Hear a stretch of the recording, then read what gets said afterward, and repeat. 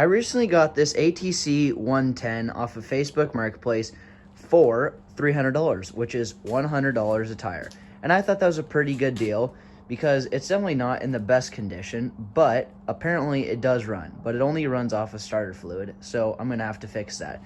It came with no pull start case that I have to rebuild. It came with cracked seat, cracked plastics, flat tires, bent handlebars, non-original gas tank, welded brake, no air filter, if you can see right there. So it's definitely not mint, but I'm gonna see if I can get into a decently running condition here after a little while. So let's get right into it. Well, it's definitely not a 1986, it is a 1981. The first thing I'm going to do is take off the plastics and gas tank. It turns out that this gas tank isn't even bolted on. The only thing holding it on are these little gas lines right here.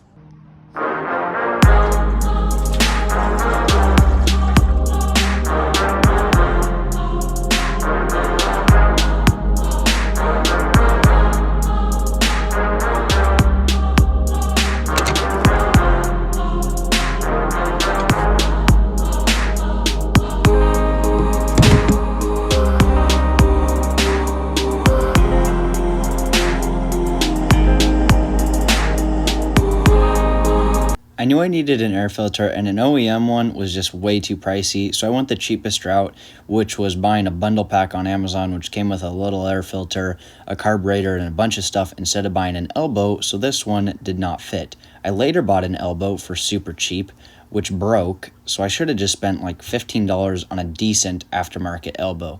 I decided that I should use some PVC pipe and connect everything together to make this air filter fit, which did not last. It ended up just falling off, and it looked like a very janky plumbing cold air intake. So in the end, I should have just spent the extra money, because right now, I do not even have an air filter on this thing.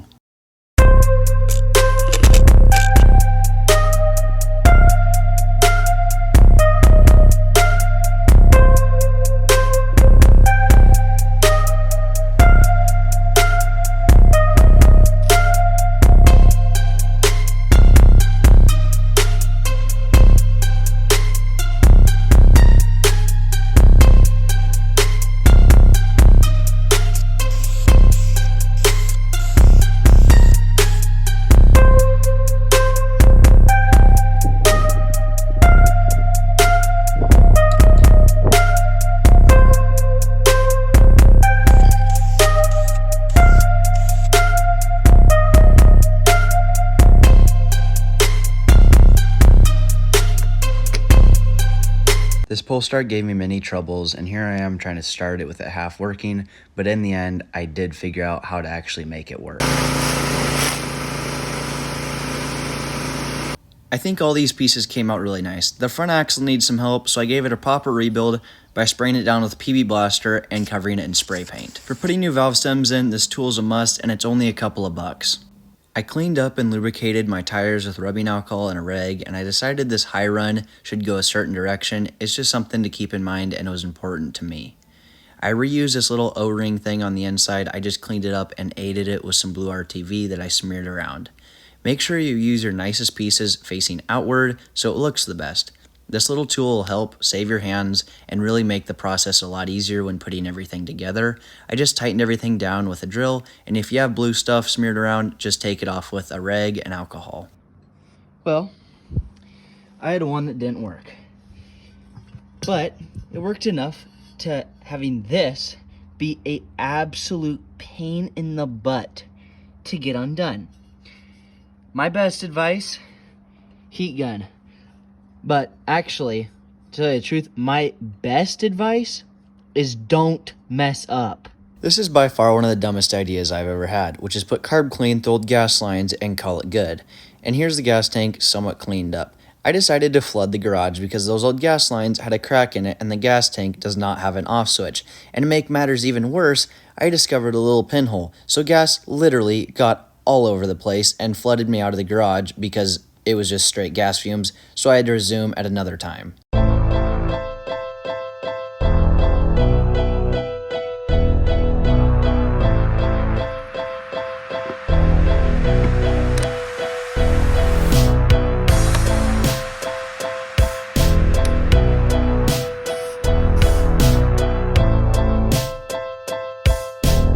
bought some new gas lines and they did not fit, so I ended up just using some old gas lines. When it comes to this pull start, I should have just rebuilt it at a later time and originally just started trying to drill start the three-wheeler before I spent so much time on this pull start and having it grenade so many times.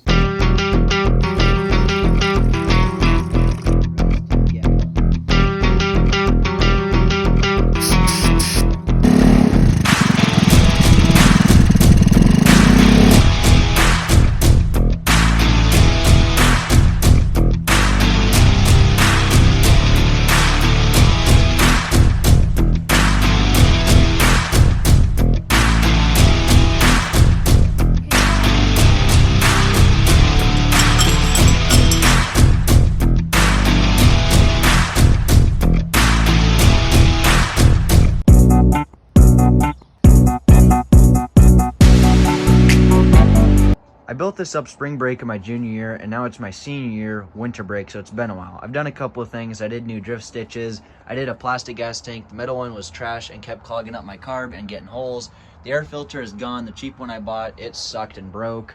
It does run okay. It blows blue smoke and it's not the best at shifting. You just have to learn the technique. But other than that, it's a pretty fun little unit, especially for the price that I got it at.